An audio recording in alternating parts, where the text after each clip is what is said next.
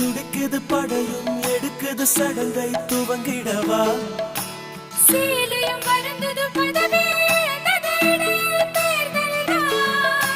கழுத்து வரைக்கும் வந்த கண்களுக்கு வேகத்தடையும்